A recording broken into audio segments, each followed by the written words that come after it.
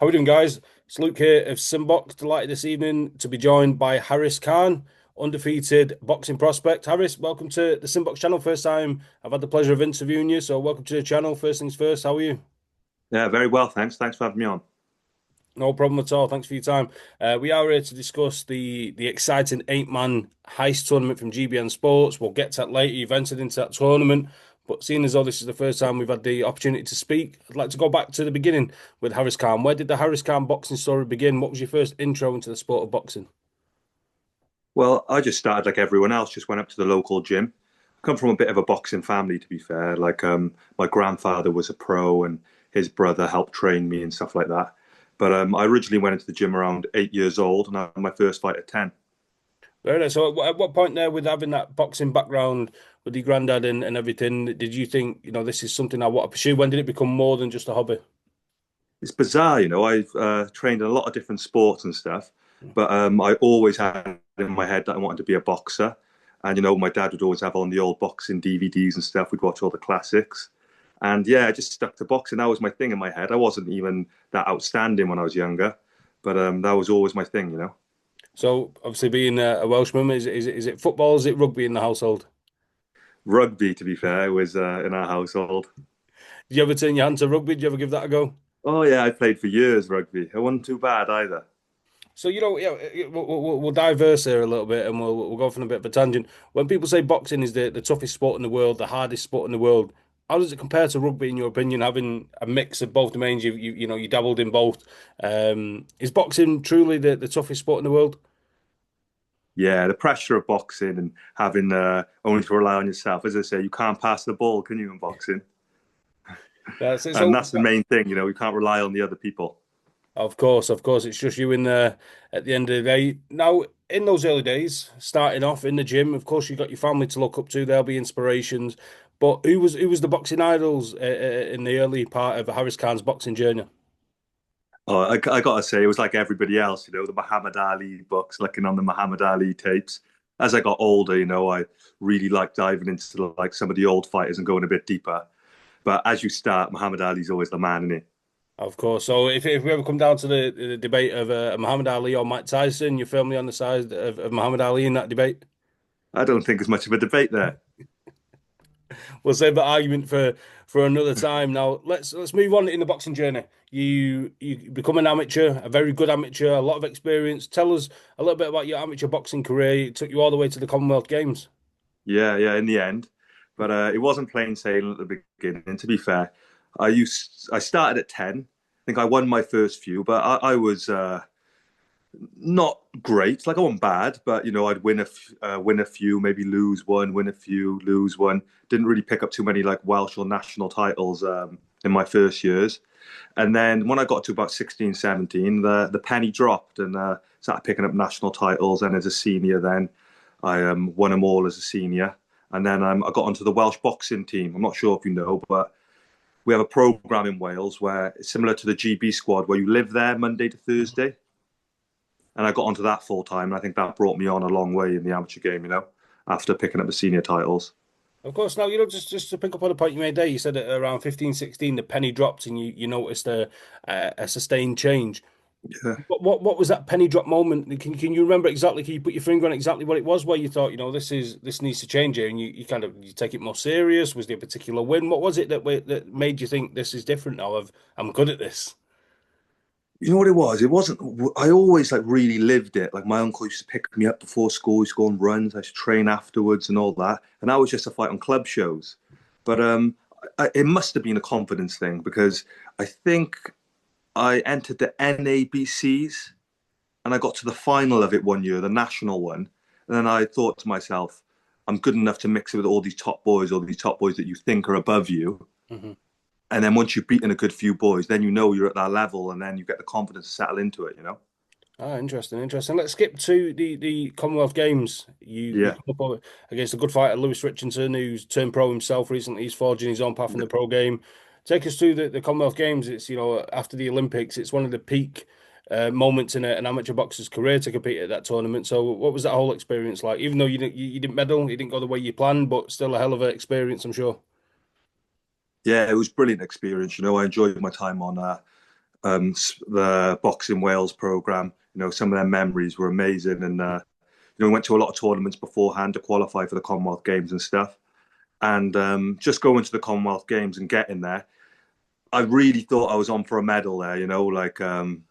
Knowing the boys in there and boxing some of them in the past. But obviously, Lewis, I drew him before the medal stages, and he was a top amateur, wasn't he? He went on to pick up an Olympic medal, and what can you say? Was it, you're never going to be fearful of a boxer. You guys, as boxers, have a screw loose. You're not scared of anybody. But Yeah, when you got that draw of Lewis Richardson, do you kind of think, oh boy, I wish this was, maybe a quarterfinal, semi-final, or even a final, that you kind of got the short straw early on in the tournament? that's probably more in hindsight. At the time, I'd been around a Lewis a lot and stuff like that, and you believe in your own ability. And obviously, he's a top fighter. He was one of the, like, if you looked at the list, he'd be one of the top ones in there. But at the time, you just think, oh, you get him out earlier. Of course. So, interestingly, I was listening to Fraser Clark on the Five Live podcast with Steve Bunt. Steve Bunt is a terrific podcast host. I take a lot of inspiration from him. He's Barney. But Fraser Clark was going into talking about the amateur days and saying in hindsight it's some of the best days of his boxing life, and now he's up for fighting for British titles and he's well on the way in his pro career. But as yourself as a fledgling pro, do you still look back Yeah. fondly on those amateur days, even though they're not as far back as for you as they are for Fraser Clark? Do you still look back on them days and think, you know what, that was the good times? Yeah, we had a really good squad, like now as a pro, a lot of it, even though I got a good coach and a good stable, and it's amazing being there. On the Welsh squad, you're around a lot of other fighters and everyone has their own weight division. Yeah. And we trained together, we lived together, eat together, and we also had a really good laugh. That team was amazing. Yeah, sounds really, really good. Let's turn it over to the pro ranks. You turned pro in 2023. You Yeah. start working with Lee Selby from the very start. Is that something that was implemented later, or has Lee been there from the very beginning? Yeah, so I met Lee before I turned pro, and I was training with him for not that long, maybe a couple of months or 3 months or so. And I made the decision that he was the right coach for me. Like our styles gelled, someone I really looked up to. Yeah. And I had my first fight with him, and he trained me ever since the debut, really. It's interesting with Lee Selby because I think it's only going to be in the years to come that we truly look back and appreciate what a great fighter he was. When if we just take a moment to kind of give him his flowers, that world champion, flew the flag for Welsh boxing for a period of Yeah. time, and everybody always talks about Joe Calzaghe and other great Welsh fighters, but Lee Selby's really put his name up there, isn't he? And maybe in a couple of years to come, that he'll truly be appreciated. Yeah, when you look back at what he done, he won everything from the small hall shows up to the top. Got won a world title and defended it. Went up to America, boxed over there. These are just things you're going to look up to, and when you take advice from someone like that, he knows what he's on about. Yeah, absolutely. Let's go back to, we're not going to dissect each fight by fight, but just talk to me about your pro debut. Everyone always says about how amateur boxing, pro boxing, two totally different sports. What was the nerves? What was the excitement like ahead of the pro debut? Yeah, it is completely different, when you get in there and them small gloves and stuff like that. Mm. The atmosphere is different. As an amateur, you don't really care if anyone comes to watch. I was boxing around the world in small halls and there wouldn't be anyone in there. And then all of a sudden, then you try to draw attention to yourself, turn in pro, try to get exposure. Hmm. And the gloves was a big change for me. Not them rounded off amateur gloves anymore. Absolutely. So, what was the fight like on your pro debut in terms of this? Like you say, it's totally different. The pressure's different. Selling tickets, getting exposure. But in terms of the actual fight, when you got in there and you kind of got hit with the different gloves and there was no head guards and this, that, and the other, was it an eye opener? Was you well prepared for it? What was it like though, those first few seconds of your pro debut? To be fair, my coach Lee, he's really like, how can I say, overcautious. Okay. So before I got in there, he drummed into my head, it's not the same. You don't want to get caught clean either. These are tough men. You can't like it's different, isn't it? When they're tough men, they're coming forward and they're plodding you down. Is you got to be prepared for that. Absolutely, I think it's a hidden art, isn't it? It's only really people. I've never boxed in my life, but from a media capacity, you understand how important these away fighters are. Some people call them journeymen. That it's an art in of itself, isn't it? They don't just come to lose. It's kind of an art to it. It's a much needed part of boxing prospects like yourself, it's a much needed part of your journey. Sometimes they're overlooked. Some people look and they'll say, a Latvian bin man, or these guys are no good. They've got 80 losses or whatever it might be, but they're very much needed and very much an integral part of the boxing game, aren't they? But they're crafty as well. They know the game. They know when to pick their moments, and they're not as simple as sometimes people try to make out. Yeah. Absolutely. Now, from fighting away fighters, journeyman, you've took the gamble. You've entered into the 8-man GBM Sports Heist tournament, a potential 3 fights in one night, 25 grand for the winner, 3 3-minute rounds. Talk us through the mindset or the thought process of entering this tournament at this stage of your career. Why is this the right thing for Haaris Khan to be doing at 7-0? I've been waiting for a step up fight, and maybe for like the last year, and really been trying to like push forward now in my career. Whether it would have been a Welsh title fight, Celtic title fight, and then this opportunity came up, and I thought it was great because I know what level I'm at, I know what I'm prepared for, and it's going to be interesting. Definitely going to be interesting. There's a mix of styles, age, experience. What is it of Haaris Khan's ability and armor that you're taking into that tournament? Do you think is going to stand you in good stead and hopefully be successful? Well, at this level, everybody's fit, everybody's strong, everyone's a professional fighter, and I think this is real boxing now. It's not one-sided. These all like 50-50 fights, as you say, and everyone's coming to win it. And I think it's all about skill now, isn't it? I think skills is what wins you fights at this level. Definitely, I think when you're looking at 3 3-minute rounds, the prize fight tournament almost gives it lends itself to the casual audiences. And it's very easy watching. It's the fights can be quite robust and there's a lot of action. But Yeah, if you take a step back and use pure boxing skills, you can kind of win two yeah, rounds, and then before you know it, even if you lost the third round, you're already 2-1 up. So there's a different way of looking at it. It's not always about going in yeah. there and swinging haymakers and looking for a knockout. If you've got the right skills and the right tools, winning 2 out of 3 rounds can be quite easy for a skilled boxer. Yeah, exactly. And I think that's something that goes in my favor as well. It's nice that it all gets sorted in one day, like 3 fights, 3-minute rounds. But it's a little bit different as well for everyone else that's on there. Even though some of the boys are very experienced, they're not as experienced in that field. You know what I mean? Like that's completely different to what anybody's done for like the last 10, 15 years since the prize fighter days.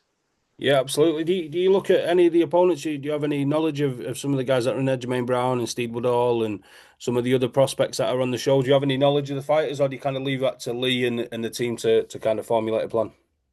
Funny enough, I'd heard of like a lot of the names like just through the circuit over the years and stuff.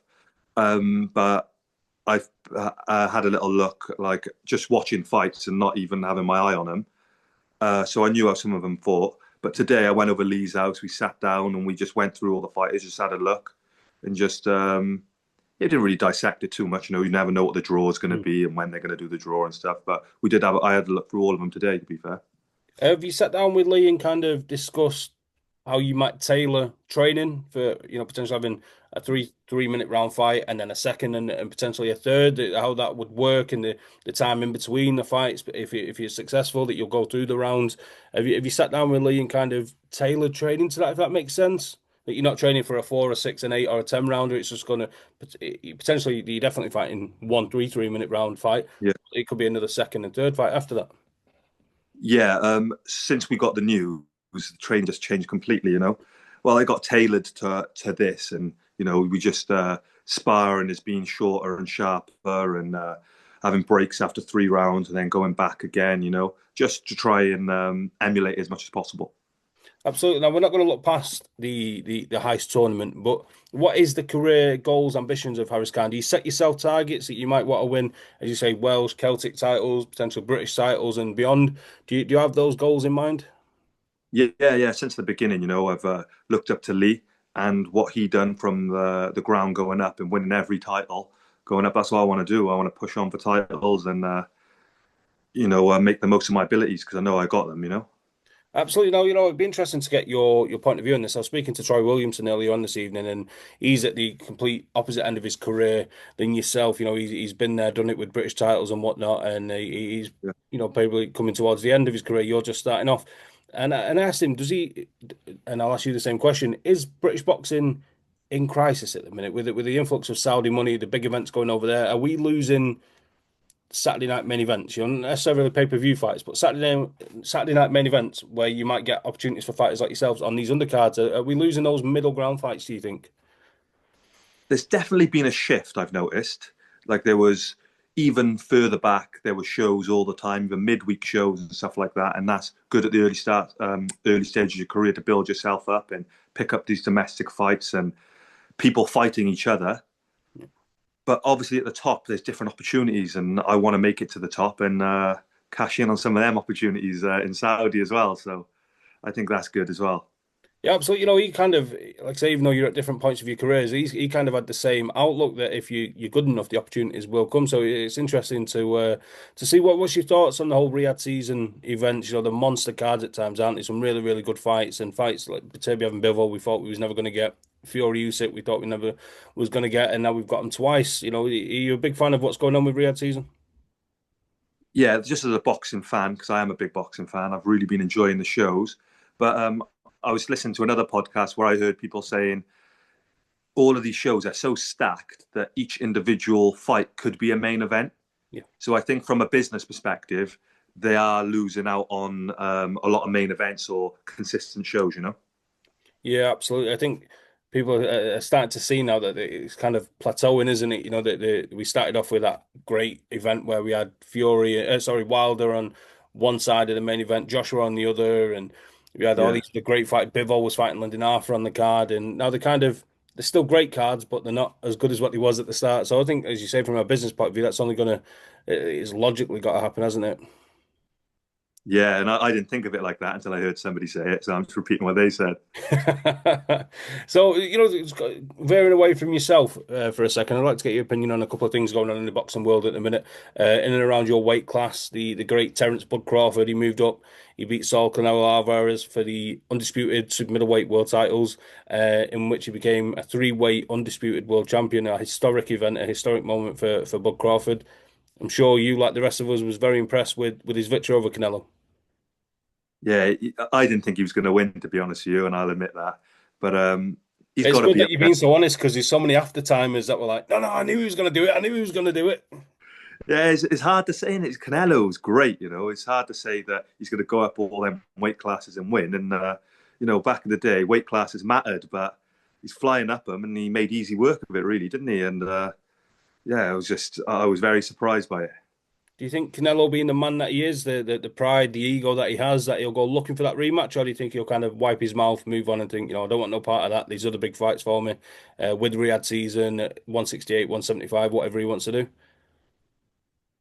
I don't know what he's going to decide, but from what I seen on that night, I think he'd struggle to beat Crawford now, wouldn't he? I don't think what much he could do differently. Do you put Terence Crawford as a pound for pound number one? Do you kind of formulate those lists in your mind? Do you kind of fluctuate between him and Usyk maybe, or are you not really one for pound lists?